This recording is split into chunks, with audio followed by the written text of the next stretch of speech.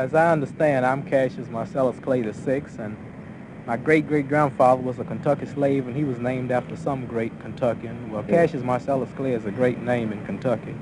And really, where he was from or where it was all originated, I couldn't tell you. But since I've reached a little fame in boxing, most people want to know where am I from and where did I get that name. But really, I haven't really checked on it, so I see that I'm going to have to go look into it. You'll have to look it up. See what it's all about now that I'm getting a little interviews.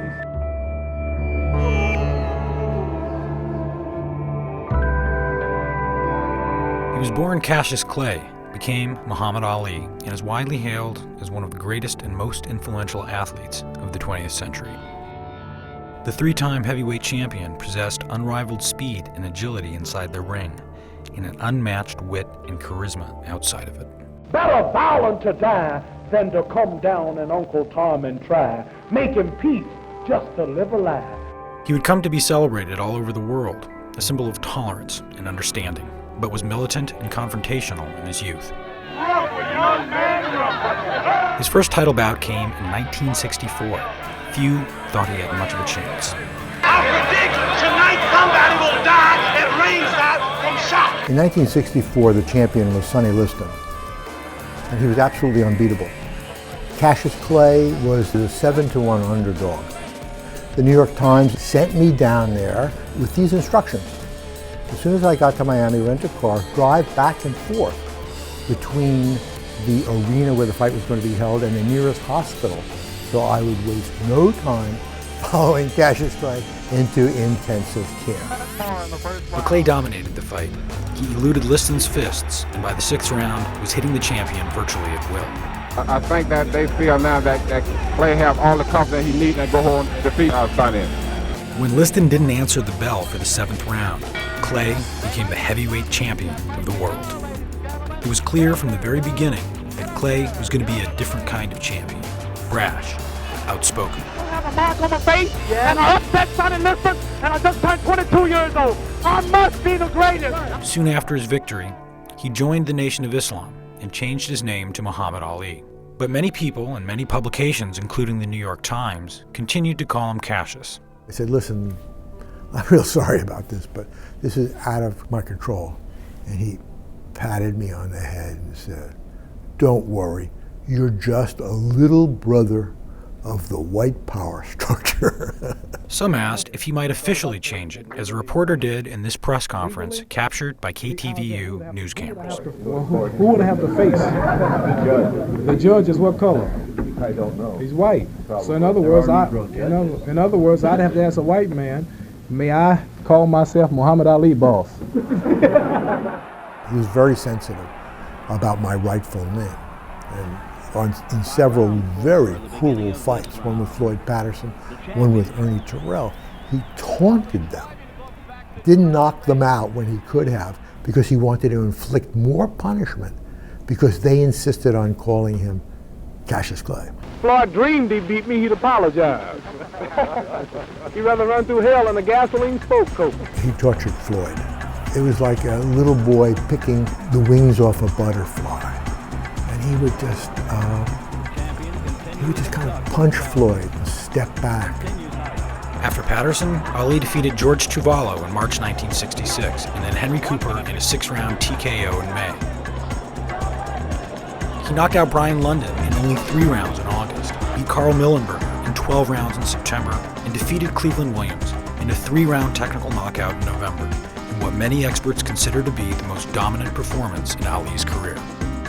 4 months later, in an interview with Howard Cosell on ABC Sports, Ali almost came to blows with Ernie Terrell. That's what you are, Uncle Tom. Why are you going to call me Uncle Tom? What you going to do? You heard me. Ernie Terrell somehow got boxed into standing up for the establishment.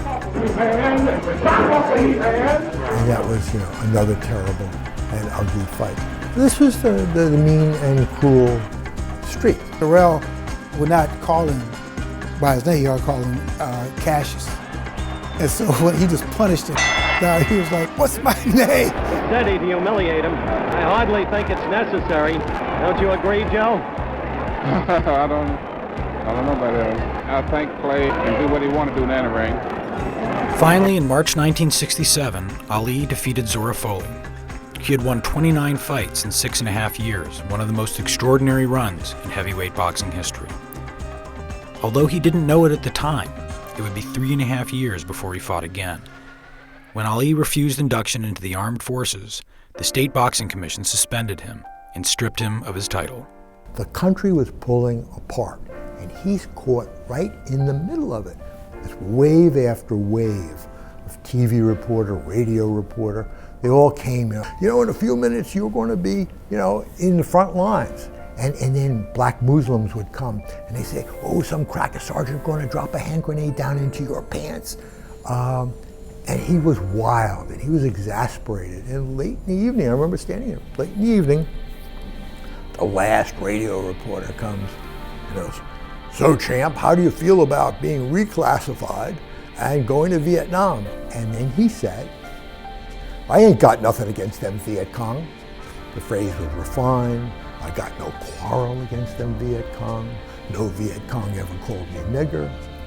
He refused to step forward to be drafted. He was stripped of his title, but he stood firm. The heavyweight champion of the world is telling people that you can take my belt, you can take my championship. And that introduced a lot of us to courage, to honor, to valor. It's not just about running fast, jumping high, but what do you stand for? What are your morals? What are your principles? What stand will you take? What are you willing to risk? So for the next 3.5 years, he couldn't fight, and he had to make a living mostly by speaking engagements on college campuses. And in the beginning, he was terrible. First of all, I would like to thank the student governing body for inviting me here. In the course of that, in the Q&As after, as they asked him political questions, he would begin to understand the main threads of American life. You my opposer when I want justice. You my opposer when I want equality. You won't even stand up for me in America for my religious beliefs, and you want me to go somewhere and fight, but you won't even stand up for me here at home. And by the end of those 3.5 years, he became a principled man. And that really became his importance in America. My conscience won't let me go shoot some poor, hungry people in the mud for big, powerful America and shoot them for what? They never called me nigger. They never lynched me. They never put no dogs on me. They never robbed me of my nationality. Shoot them for what? How can I go shoot them? Them little poor little black people, little babies and children and women. How can I shoot them poor people? Just take me to jail.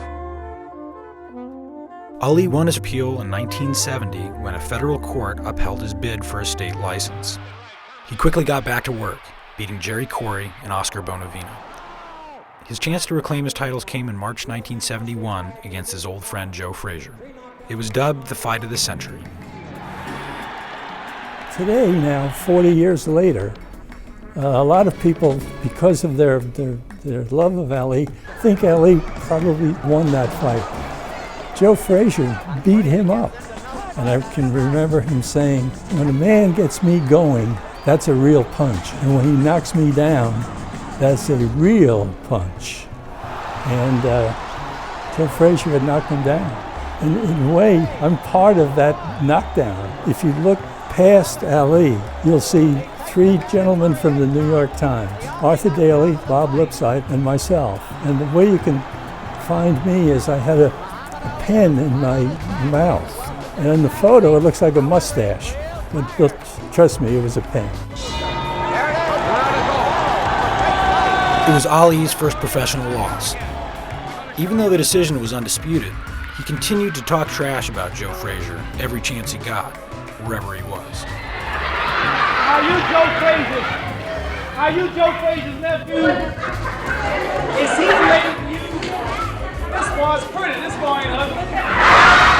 Ali defeated a dethroned Joe Frazier in January 1974, but his next championship bout wasn't until 10 months later when he squared off against George Foreman in a match in Zaire, dubbed the Rumble in the Jungle.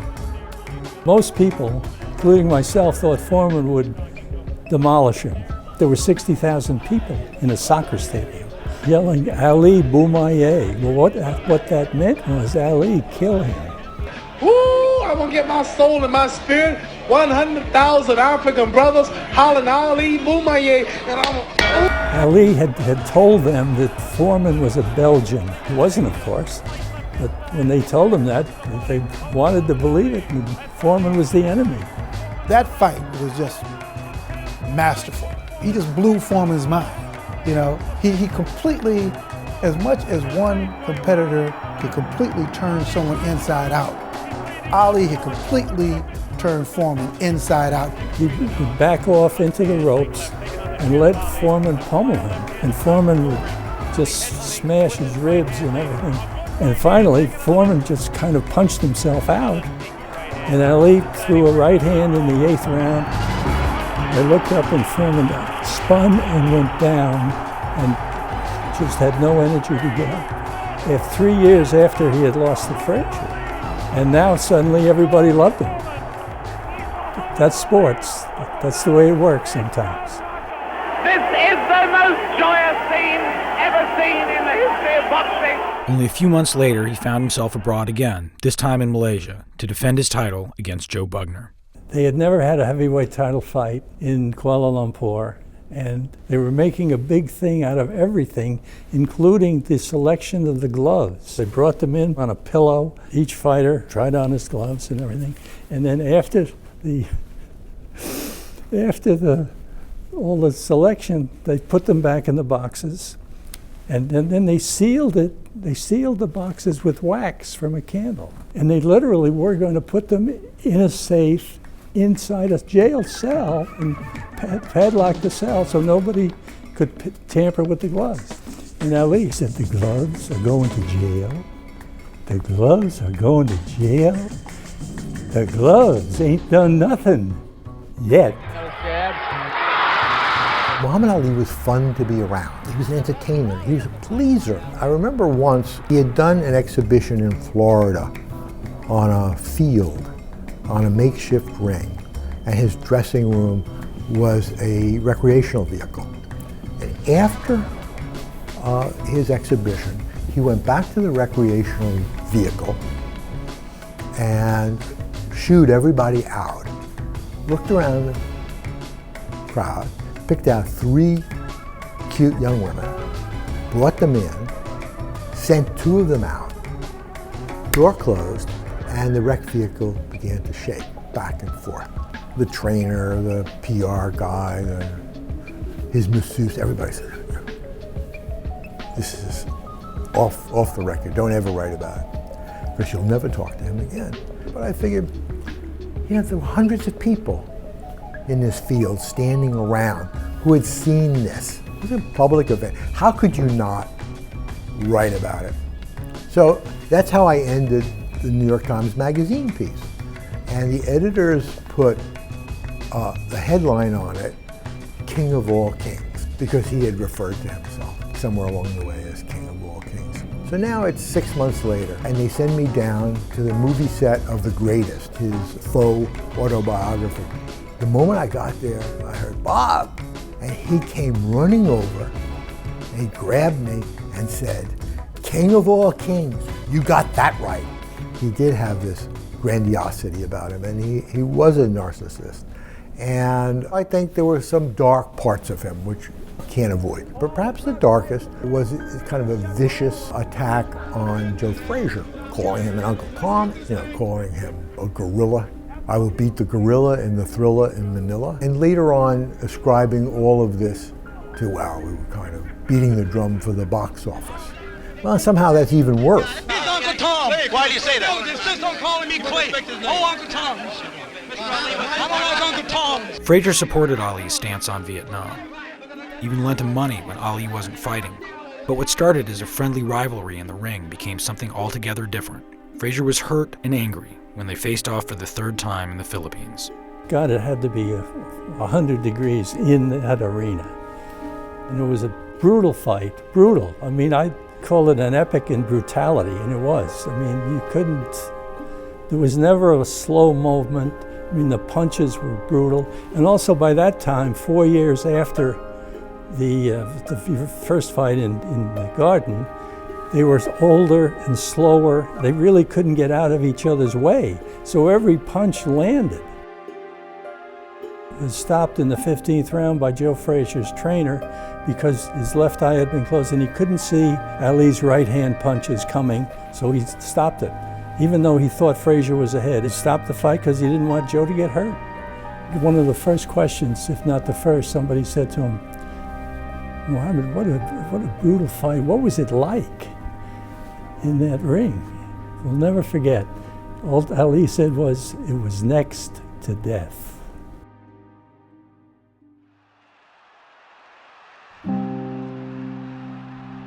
Frazier lost to Foreman again and then retired.